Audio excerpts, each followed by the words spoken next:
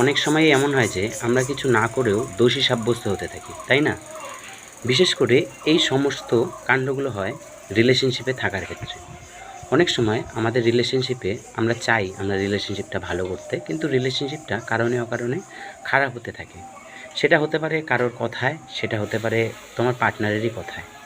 তখন একটা ছেলে বারবার কিন্তু চেষ্টা করে রিলেশনশিপটা ঠিক করার। একটা ছেলে দোষী না হয়েও বারবার সরি বলতে থাকে, কারণ সে চায় রিলেশনশিপটা টিকিয়ে রাখতে। যখন সে আস্তে আস্তে আস্তে আস্তে ক্লান্ত হতে শুরু করে, তখন সে সিদ্ধান্ত নেয় যে সে চুপ হয়ে যাবে। সে আর আগের মতো কল করবে না। সে যখন তার পার্টনারের যখন সময় হবে, তখনই সে তাকে কল করবে, মেসেজ করবে। কিন্তু এমন সময়েও সেই মেয়েটা যে তার পার্টনারটা তাকে দোষী সাব্যস্ত করার চেষ্টা করে। অর্থাৎ তাকে বলে যে সে হয়তো অন্য মেয়ের সঙ্গে কথা বলছে। কিন্তু এটা যে সম্পূর্ণ ভুল তা নয়। আসলে তার অবহেলার কারণেই যে সে তাকে মেসেজ করছে না, সে তাকে কল করছে না আগের মতো, সেটা সে বোঝে না। সেটা সে না বুঝতে পারে, সে উল্টো সেই ছেলেটার উপরই দোষ দিয়ে বসে। তো তোমার লাইফেও কি এরকম হয়েছে?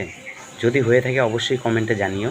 আর যদি এরকম হয়ে থাকে, তুমি সাইলেন্ট থাকো, তুমি ঠিক থাকো, তুমি তোমার জায়গায় ঠিক থাকো।